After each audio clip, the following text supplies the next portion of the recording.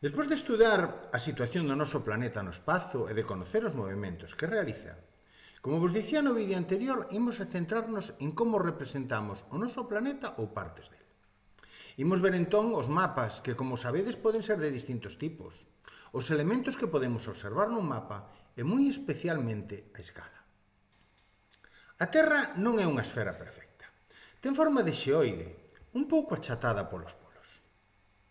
A representación máis precisa do planeta é o globo terráqueo, porque non deforma as formas, as distancias nin os tamaños dos continentes e océanos.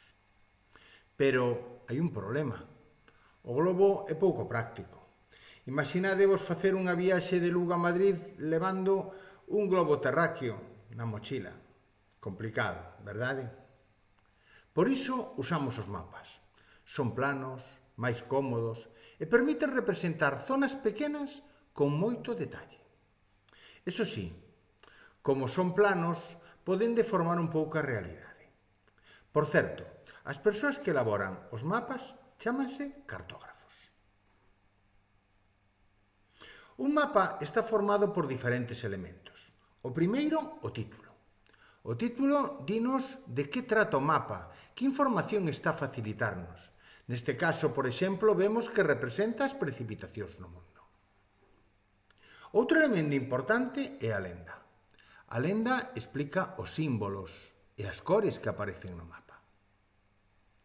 Neste mapa, por exemplo, vemos un mapa de precipitacións e aparecen en distintas tonalidades de azul as precipitacións que hai nos distintos lugares do planeta. Os lugares que máis chove teñen unha cor azul máis intensa. Outro aspecto importante que aparece nos mapas son os textos.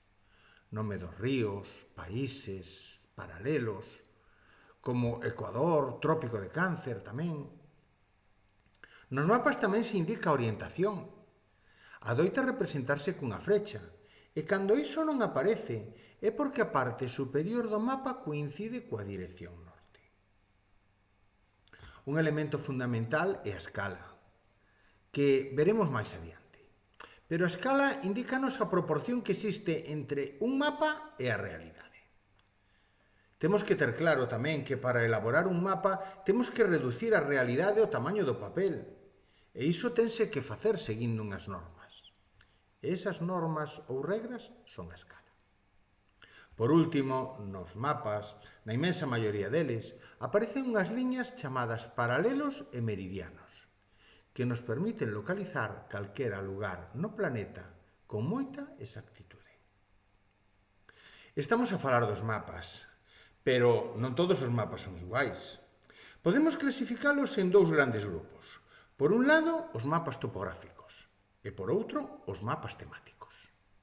Os mapas topográficos son aqueles que representan detalladamente a superficie terrestre.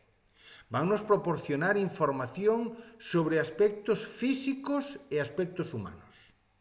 Aquí temos, por exemplo, un mapa da zona de Portomarín, onde podemos ver revesturados neste mapa aspectos físicos do territorio e aspectos humanos. Vemos o río Miño, as casas, estradas e tamén unhas liñas chamadas curvas de nivel. As curvas de nivel amósannos o relevo, é dicir, se o terreno é plano ou montañoso. Se as liñas están moi xuntas, o terreo é moi montañoso. Se as curvas de nivel están moi separadas, como na imaxe da dereita, na zona de Vilar, o relevo entón é cha. Polo que respecta aos mapas temáticos, estes ofrecen información sobre aspectos concretos. Podemos atopar mapas físicos, mapas políticos ou mapas humanos. Os mapas físicos son aqueles que representan o relevo e as augas dun territorio. Aquí vemos un mapa físico de Galicia, onde aparecen representados ríos, sistemas montañosos, as rías. Por tanto, aspectos físicos do territorio. Os mapas políticos amosan as fronteiras entre os territorios. Agora vemos aquí un mapa político de España onde vemos diferentes comunidades autónomas coloreadas de diferentes cores. Aparecen o nome das localidades máis importantes, entre outras cousas.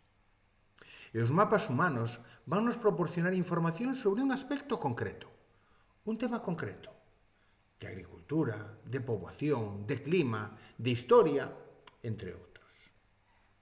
Neste caso vemos un mapa climático de Europa, onde cada cor representa un tipo de clima, clima oceánico, mediterráneo, de montaña.